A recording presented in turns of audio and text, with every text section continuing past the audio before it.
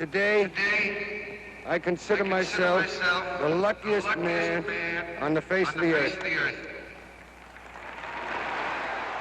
When I've seen that, and of course saw it long before I knew anything about ALS, I just thought, I thought it was an incredible speech, and thought it was from the heart. I mean, he loved what he did. He would never take back the experiences.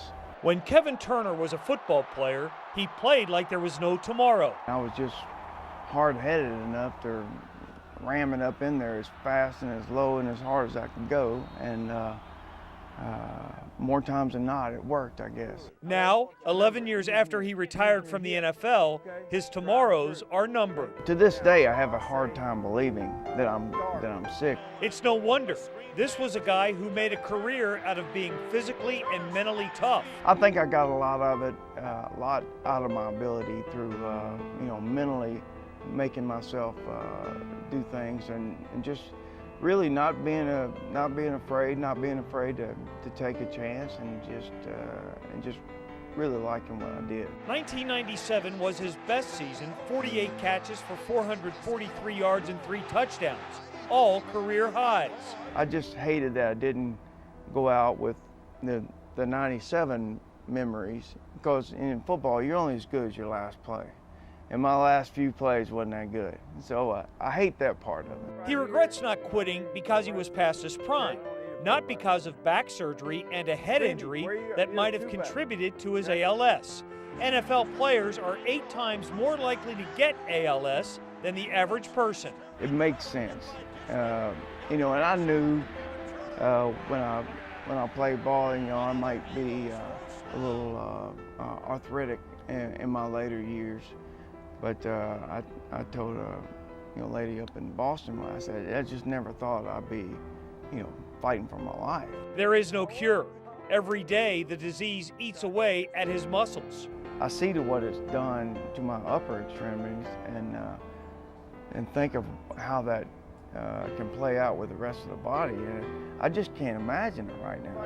Life expectancy becomes a legitimate question. He's seen 3 different doctors and gotten 3 different opinions.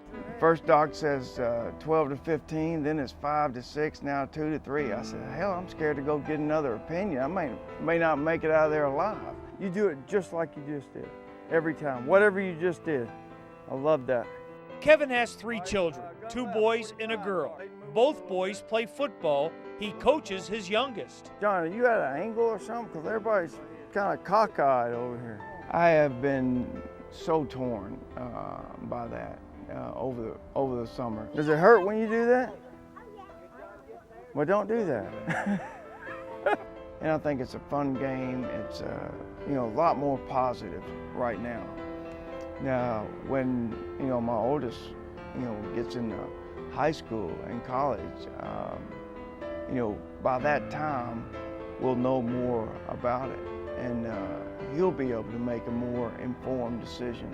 When the disease finally debilitates him, Kevin says what he'll miss most is being a father. But really, it's not him who he's worried about. It's much more for people that love me than for me, because I'm very sure of, I'm certainly not scared of dying. I know a lot of people say it, but certainly not scared of dying. Good job, Caleb.